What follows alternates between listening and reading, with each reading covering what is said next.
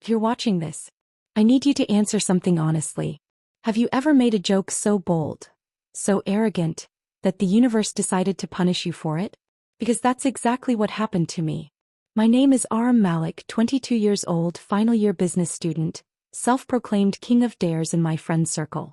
I was the guy who never backed down. The one who laughed the loudest. The one who always said, "Bro, I can handle anything." Yeah. Anything, except what my sister did to me. My older sister, Ariba, has always hated losing to me. Since childhood we've competed over everything. Grades, sports, attention from relatives, even who could eat more at family weddings. But there was one thing she could never beat me at. Confidence. Or at least, that's what I thought. You see, I've always had this secret. A secret so deeply buried that even thinking about it made my chest tighten. When I was 15, I tried on one of Ariba's scarves as a joke. Just for fun. I remember standing in front of the mirror, wrapping it around my neck, then over my head like a dramatic movie heroine. I laughed. But then I didn't. Because for a split second, I liked it. The softness. The way the fabric felt against my skin. The strange, quiet calm in my chest. That moment terrified me. I threw it off immediately and promised myself it would never happen again. And it didn't. At least, not where anyone could see. Fast forward to last week. It was a Friday night. Our parents were out of town. Just me, Ariba, and Mia at home. Mia.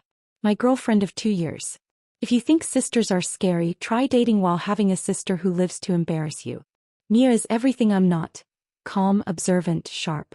She doesn't shout to win arguments. She just stares at you until you feel exposed. She always said I acted tough to hide something. I used to laugh it off. Now I wonder if she saw through me from the beginning. That night started harmlessly. We were sitting in the lounge, arguing about something stupid. Some viral boy-to-girl 24-hour challenge trending online. Influencers doing makeup, wearing dresses, walking in heels for views. I mocked it instantly. "Bro, I could do that easily," I said. "It's just clothes. Nothing deep." Ariba's eyes sparkled. That sparkle should have warned me. "Oh really?" she said slowly. "You could survive 24 hours as a girl?" I shrugged. "Easy. I'd look better than half of them." Mia raised an eyebrow. That subtle, dangerous eyebrow raise. "Confident," she murmured. I smirked. "You think I can't?" Ariba leaned forward. "Fine. Let's make it interesting." And that's when everything shifted. She proposed a bet. If I failed to stay in full girl mode for 24 hours, no breaking character, no changing back, I would give her my gaming laptop and publicly post an apology video saying she's the superior sibling. If I succeeded, she'd transfer me 50,000 rupees and admit on Instagram that I'm the undefeated champion of our family. Sounded stupid. Harmless. Funny. Mia looked between us carefully. "Are you sure you want to do this?" she asked me. Her tone wasn't teasing. It was cautious. That should have been my second warning. But pride is louder than logic. "Of course," I said. "What's the worst that could happen?" Ariba stood up slowly. "You start tomorrow morning," she said. "And I get full control of your transformation." My stomach flipped slightly. But I forced a grin. "Bring it on." Later that night, when Mia and I were alone in my room, she sat beside me on the bed. "You don't have to prove anything," she said softly. "Relax," I laughed. "It's just for fun." She looked at me for a long moment. "Aram, why do I feel like this isn't just a joke for you?" I froze. For a second I thought she knew. About the scarf. About the mirror. About the secret curiosity I'd buried for years. But I brushed it off. "You're overthinking." She didn't look convinced. When she left, I locked my door and leaned against it. My heart was pounding. But it was just a challenge. Just clothes. Just makeup. Right? So why did the idea of Ariba choosing my outfit make my palms sweat? Why did a small, forbidden part of me feel excited? I walked to my mirror. Stared at my reflection. Strong jaw. Short trimmed beard. Broad shoulders. Nothing remotely feminine. And yet, my mind whispered. "If." The next morning, Ariba knocked on my door at 8 a.m. sharp. "Wake up, princess," she sang. "Princess." My chest tightened. Mia was already in the kitchen when I stepped out. She avoided eye contact. That unsettled me more than anything. Ariba had laid everything out on the sofa. A soft pastel kurti. Skinny jeans. A long black wig, makeup brushes, and high heels. I swallowed hard. The heels weren't a joke pair. They were tall. Remember, Ariba said sweetly, no backing out once we start. I forced a smile. Let's do it. But as I sat down and she picked up the foundation brush, as Mia silently watched, as the first cool touch of makeup pressed against my skin, something inside me shifted. This wasn't just a revenge bet anymore. This wasn't just sibling rivalry. It felt like a door I had locked for years was about to be opened. And I wasn't sure I wanted it closed again. When Ariba held the wig above my head and said, "Ready?" I glanced at Mia. She wasn't laughing. She wasn't smiling. Nervous. And that's when I realized something terrifying. This bet wasn't just about humiliation. It wasn't just about money.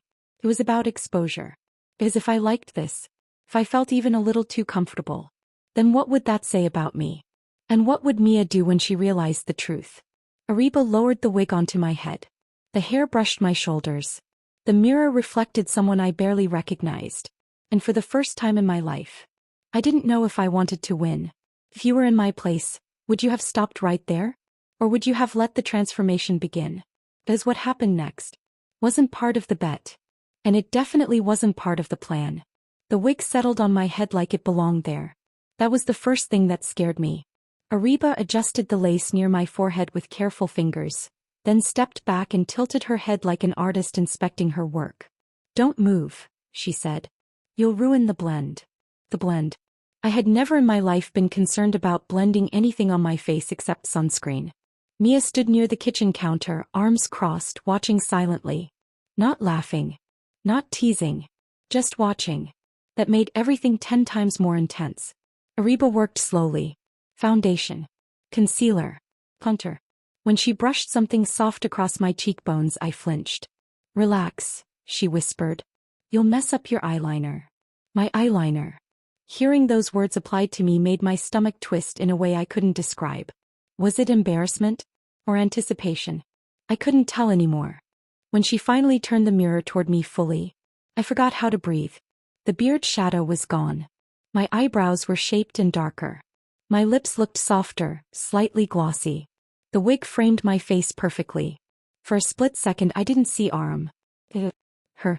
Not a caricature. Not a joke. A girl. Ariba grinned proudly. "Hey, that's actually unfair. You're prettier than I expected." Mia's jaw tightened just slightly. That small reaction sent electricity through my chest. Why did her reaction matter more than the bet? Why did I want her to look at me again? I stood up slowly. That's when Ariba handed me the curti. "Bathrooms free. Change. And remember, no cheating." "I'll check." My heart started pounding again. Changing felt different from makeup. Makeup could be wiped away. Clothes required commitment. Inside the bathroom I locked the door. The house suddenly felt too quiet. I stared at the curti in my hands. Soft pastel pink. Light embroidery near the collar. I had seen Ariba wear similar ones hundreds of times. I had never imagined wearing one myself. My fingers trembled slightly as I pulled off my t-shirt. For a second I considered backing out. I could laugh it off. Say I wasn't comfortable. Pay the price.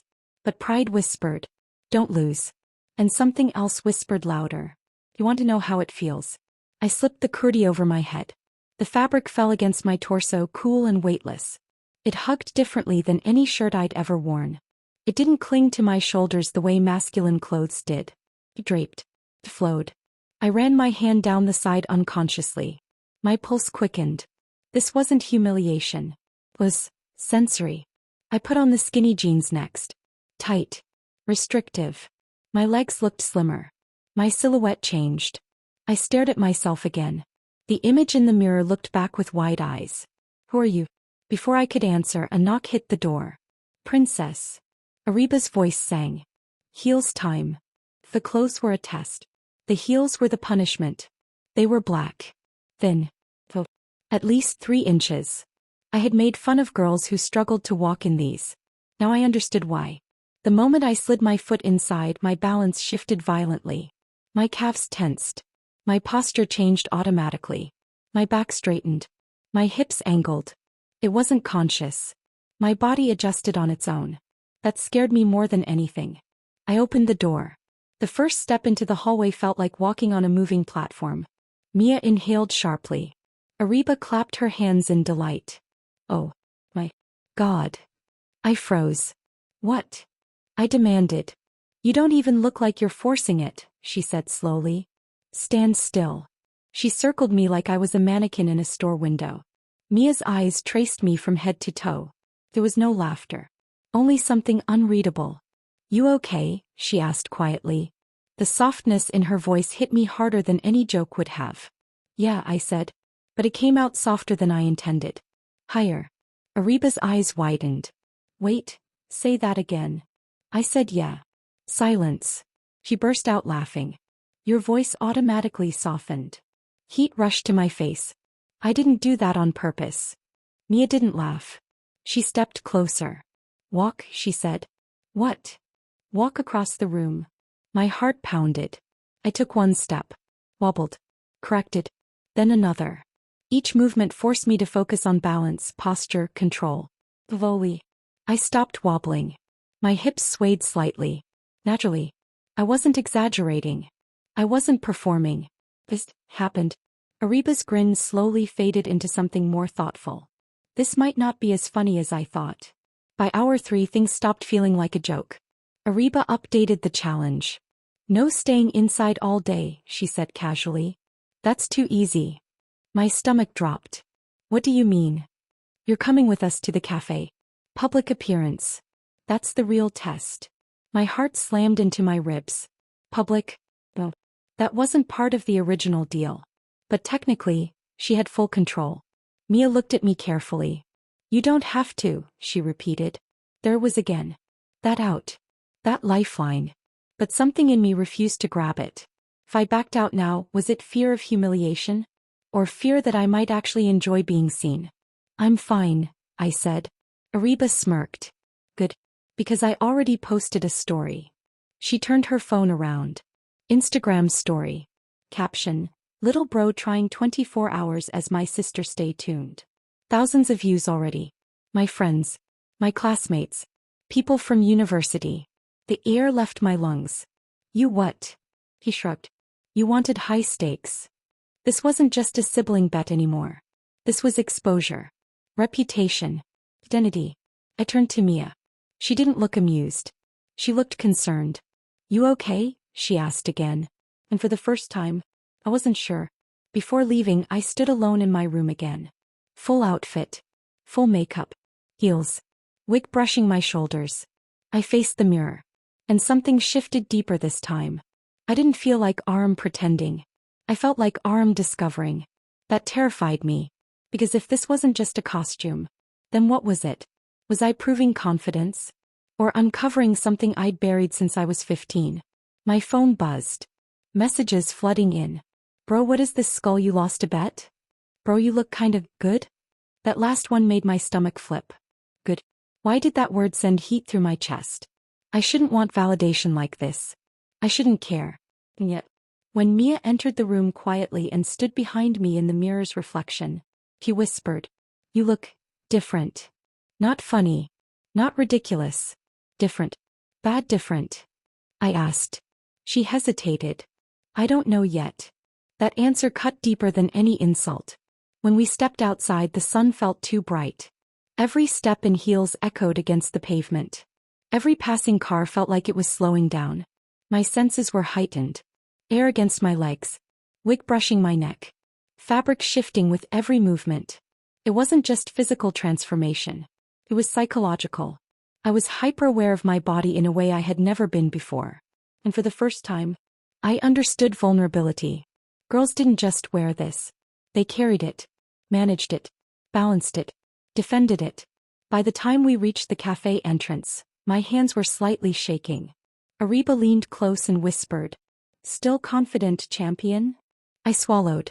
Yes. But inside, confidence wasn't the dominant feeling anymore. It was something far more dangerous. Curiosity. Because part of me didn't just want to survive 24 hours. Part of me wanted to know who I became by the end of it. And just as we stepped inside the cafe, I heard a familiar voice say, Aram. My blood turned cold. Because that voice belonged to someone who absolutely could not see me like this. And if they recognized me, this bet would explode in ways none of us expected. The moment I realized I wasn't just pretending, that voice didn't just call my name. It exposed it. Aram. Every muscle in my body locked. Slowly, painfully, I turned around. And there he was. Faison. My university project partner. Gym buddy. The guy who called me Alpha in group chats. He was staring directly at me. Not confused. Not amused. Staring. My brain scrambled. Deny it. Laugh it off. Say it's a prank. But my body didn't move. Mia stood beside me. Ariba slightly behind. Faison stepped closer. His eyes scanned my face. My makeup. The wig. The heels. And recognition. His eyebrows lifted slowly. Bro? The word barely escaped his mouth.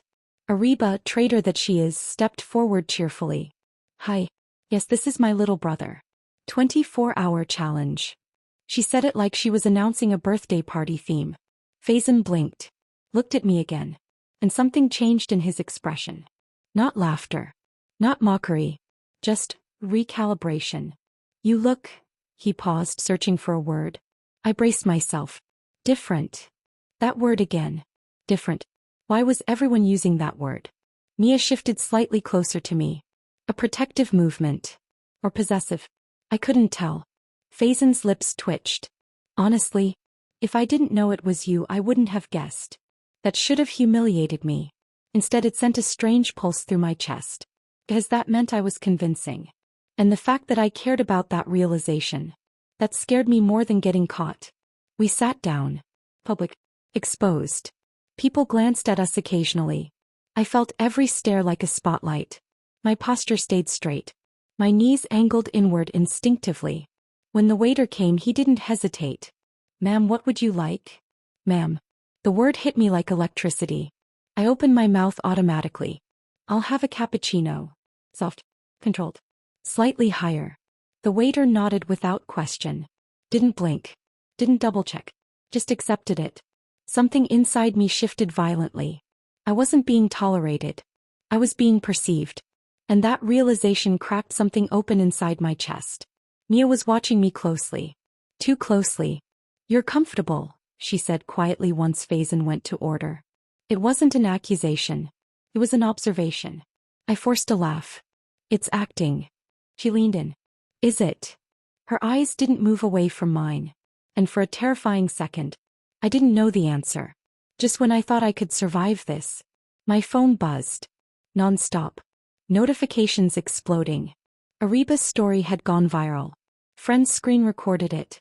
Shared it. Tagged me. Someone had posted a side-by-side comparison. Aram versus Arama. My heart dropped into my stomach. This wasn't private humiliation anymore. This was public transformation. Mia saw the screen over my shoulder. Her expression changed. You didn't tell me she'd post it. I didn't know she would, I whispered. For the first time, I felt exposed in a way that wasn't thrilling. It was dangerous. Because once something is online, it doesn't disappear. Faison returned holding 3 drinks. He placed mine carefully in front of me. Careful, he said. Not bro. Not dude. Just careful. And then, his phone buzzed too. He looked down. Saw the story. Looked back up at me slowly. Man, this is everywhere. My stomach twisted. Delete it, I muttered toward Ariba. He shrugged. It's just for fun. Fun. But this wasn't just fun anymore. This was identity. Reputation. Possibility. And the scariest part? A small voice inside me whispered. Now there's no going back. When I stood up to leave, it happened.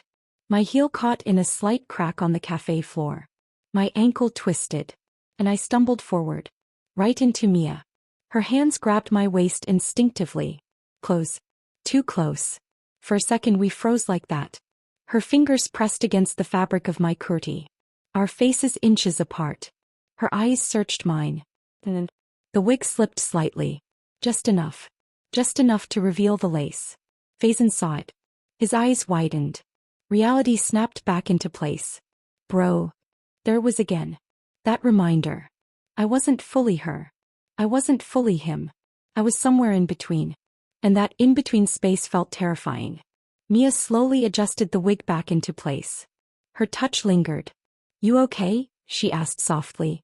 The concern in her voice wasn't for Aram. It was for whoever I was becoming. And that shook me more than almost falling. Back home the atmosphere changed. The laughter was gone. The teasing faded. Ariba sat on the couch scrolling. Mia stood by the window. I stood in the center of the room, heels digging into the floor. "I didn't agree to go viral," I said finally. Ariba sighed. "You agreed to high stakes. This isn't stakes. This is exposure." She met my eyes. "Why are you so scared?" The question hit too accurately. Was I scared of mockery? Or was I scared that people might see how natural this felt? Mia turned around slowly. "I think he's not scared of people laughing," she said quietly. "He's scared of not hating it." Silence. Complete. My heart pounded so loud I could hear it in my ears. "That's not true," I snapped. But my voice wavered. Ariba's expression shifted from playful to serious. "You didn't even try to take it off when we got home," she pointed out. I froze. He was right. I could have ripped the wig off instantly. Changed back. Erased it. But I hadn't. Why? Because taking it off felt like ending something. And I wasn't ready to end it yet. Mia stepped closer. Slow. Measured. "Look at me," she said. I did. "If this is just a joke," she continued, "take it off right now." My throat went dry. My fingers lifted toward the wig. Paused. Hovered. This was the moment. The symbolic line. Take it off. Prove it's nothing. Or hesitate and admit something deeper. My hand trembled. Reba watched. Mia watched. And for the first time in my life, I felt completely exposed. Not because of the clothes, but because of the truth pressing against my chest. 5 seconds passed. 10. I couldn't move. And Mia saw that. Her eyes softened, but not in relief. In realization. "You like it," she whispered. I couldn't deny it anymore. The words escaped before I could stop them. "I don't know." And that was worse than yes. Before anyone could respond, the front doorbell rang. Sudden. Aggressive. All three of us jumped. Ariba frowned. "We're not expecting anyone." The bell rang again. Longer this time. Mia glanced at me. Still fully dressed. Still fully transformed. My pulse spiked. What if it's another ring? Louder. Impatient. Ariba walked toward the door slowly. I grabbed her arm. "Wait." There's something about the timing felt wrong. Too convenient. Too intense. My phone buzzed again. Unknown number. Message. "Nice look. Open the door." My blood turned to ice. I looked at Mia. She saw the message. Her face drained of color. This wasn't just viral attention anymore. This was someone watching. Someone close enough to be at our door. The bell rang again. And whoever was outside wasn't leaving. The door didn't just open. It exposed everything. The doorbell wouldn't stop. Each ring felt louder than the last. Not impatient. Intentional. My phone buzzed again in my hand. Unknown number. "I know it's you. Don't hide." My throat tightened. Mia stepped closer to me, her fingers brushing against my wrist. "Block the number," she whispered. But that wasn't the point. Whoever was outside already knew where I was. Blocking them wouldn't erase that. Ariba looked between us, confusion replacing her earlier confidence. "Okay, this isn't funny anymore." The bell rang again. Then a knock. Slow. Heavy. 3 times. My heels suddenly felt too tall. Too loud. Too visible. Every detail of my transformation felt amplified. The wig. The lipstick. The pastel fabric against my skin. I had never felt so exposed in my life. Not because I was dressed as a girl, but because someone out there knew.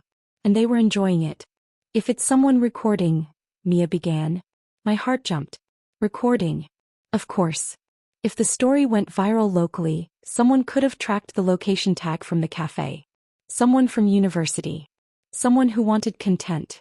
Or worse. Blackmail. I swallowed hard. "If we don't open it," Ariba whispered, "they'll just keep ringing." Another knock. Harder this time. I looked at Mia. She looked at me. And something passed between us. This wasn't about the bet anymore. It wasn't about pride. It wasn't about humiliation. It was about ownership. of myself, of whatever this was. Let me answer, I said. Both of them stared at me. Are you crazy? Ariba hissed. They already know, I replied quietly. Hiding won't fix that. Mia searched my face. You're sure? No, I wasn't. But running would feel worse. Because if this was my secret, I didn't want it dragged out of me. I wanted to choose how it was seen. I adjusted the wig carefully, straightened my posture, wiped the slight smudge near my lip. Not to hide, but to face it properly. My heels clicked against the floor as I walked toward the door. Each step echoed like a countdown. Behind me, Mia whispered, Aram. I paused. For a split second, I wondered which version of me she was calling. The one from yesterday? Or the one standing in heels right now? I placed my hand on the handle. My palm was sweating. The knocking stopped. Complete silence on the other side. Whoever it was waiting. So was I. I turned the handle and pulled the door open. Standing there wasn't a stranger, wasn't a classmate, wasn't someone holding a phone. It was my father, back early from his trip. Suitcase in one hand, keys in the other, frozen. His eyes scanned me from head to toe. Wig, makeup, heels. Silence fell so heavy it felt physical. Time didn't slow. Chattered. Abu, Ariba's voice cracked from behind me. But he didn't look at her. He didn't look at Mia. He only looked at me. And I couldn't read his expression. Shock, anger, disappointment, recognition. His gaze lingered on my face. Too long. Then he said something that made my entire world tilt. Aram. Not yelling. Not furious. Just quiet. And confused. My throat closed. Every fear I'd buried for years rushed to the surface at once. Not my friends. Not university. Not social media. This was what I was afraid of. Rejection from the person whose approval shaped my entire identity. My hands trembled at my sides. I could rip the wig off right now. Say it's a bet. Say it's a joke. Erase the vulnerability. Or I could stand there and own it. Behind me, I felt Mia step closer. Not touching, but present. Supporting. My father's eyes softened slightly. Not with understanding, but with something else. Pain. Is this a joke? He asked slowly. The easiest escape of my life was right there. All I had to do was laugh. Blame Ariba. And it. Return to being the confident son. The alpha. The safe version. I heard myself say. It started as one. Silence. Ariba gasped quietly. Mia's breath hitched. And my father's grip tightened on his suitcase. What does that mean? He asked. I swallowed. It meant I didn't know who I was anymore. It meant I didn't hate this. It meant the bet uncovered something I wasn't ready to bury again. But how do you say that out loud? How do you explain that to someone who raised you with clear expectations? My heart was pounding so loud I thought I might faint. And then, my phone buzzed again. Another message from the unknown number. Open the door fully. Let me see properly. My blood went cold. My father noticed my expression change. What is it? I slowly turned the screen toward him. He read the message. His jaw tightened. For the first time since arriving, he stepped fully inside. Closed the door behind him. Locked it. The click echoed through the house. He looked at me again. Longer this time. Deeper. And said quietly. Who sent that? I didn't know. But whoever it was, they weren't done. And neither was this story. Because now, it wasn't just about a revenge bet. It wasn't just about a transformation. It was about exposure, protection, truth, and a father who had just seen a version of his son he never expected. The question is, what happens when the person you fear disappointing the most might not react the way you imagined? Was the message sender watching from outside? Was this someone we knew? And more importantly, would my father defend me, or demand that I erase this version of myself forever? If you were in my place, would you tell the whole truth? Or would you hide behind the word joke? Comment below. Was this just a challenge gone wrong? Or was this who Aram really is? And who do you think sent that message? Because what happens next changes everything.